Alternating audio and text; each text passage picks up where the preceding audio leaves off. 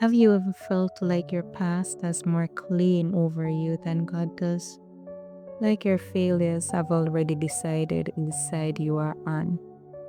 If that is where you are today, stay with me because today's reading speaks directly to that place. Welcome back for another devotional reading.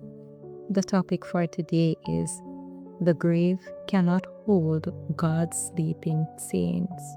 And our scripture reading comes to us from Deuteronomy chapter 34, and we will read verse 5. And it reads, "So Moses, the servant of the Lord, died there in the land of Moab, according to the word of the Lord." Let's begin the reading.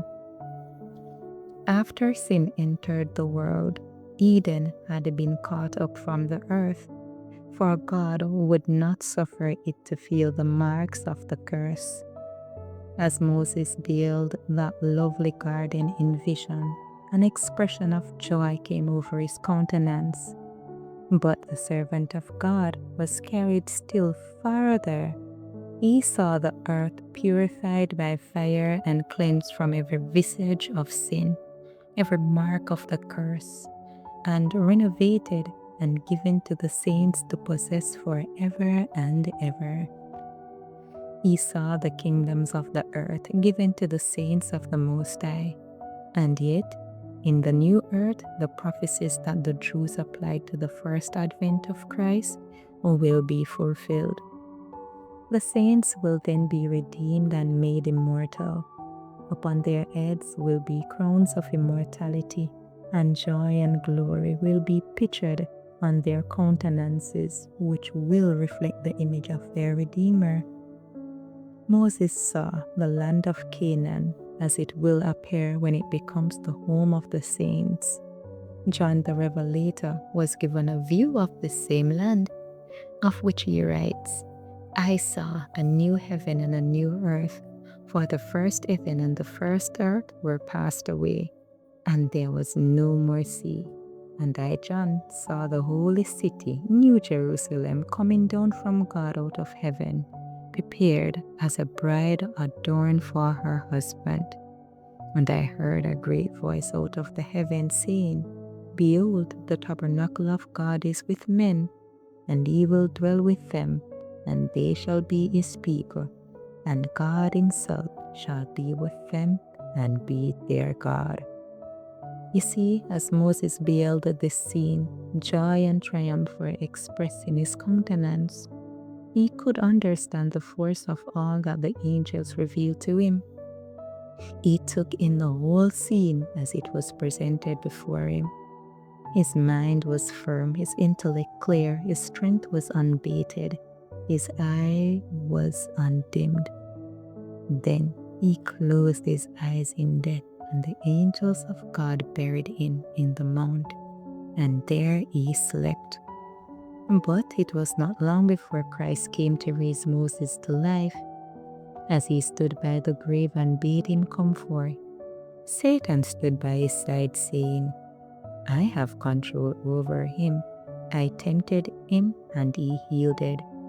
Even Moses was not able to keep God's law. He has transgressed and has placed himself on my side of the controversy. He appropriated to himself the glory that belonged to God. He is my property, for by his sin he has placed himself in my dominion and in my power. And that concludes our reading for today. Now, I want us to take a moment and reflect on what transpired when Christ came for Moses.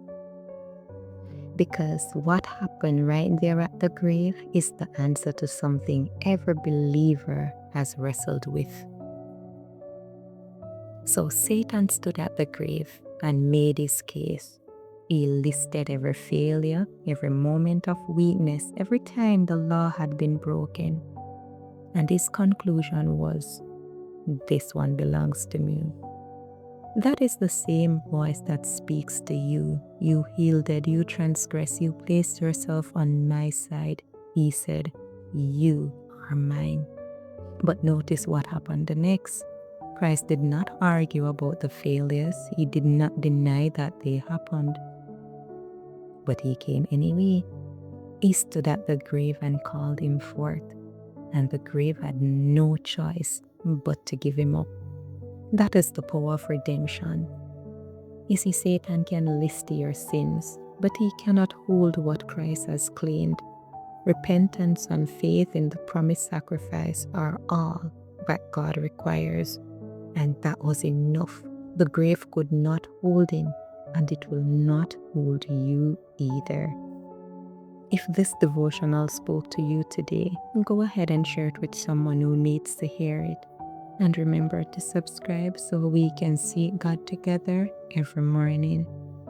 As the hymn of meditation begins, let it remind you what Christ has claimed, no grave can keep and no enemy can hold. My hope is built on nothing less than Jesus' blood and righteousness.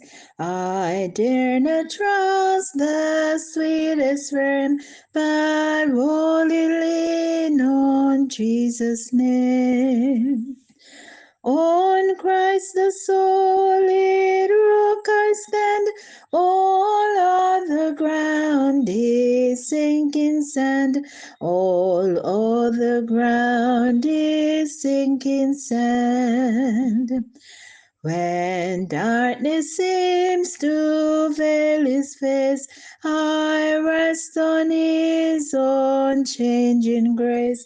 In every high and stormy gale, my anchor holds within the veil.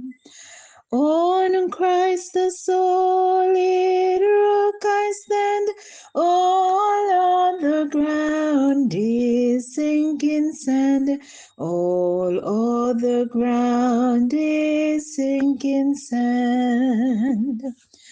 When he shall come with trumpet sound, oh, may I then in him be found, clad in his righteousness alone, faultless to stand before the throne. On Christ the solid rock I stand, all other ground is sinking sand, all other ground is sinking sand.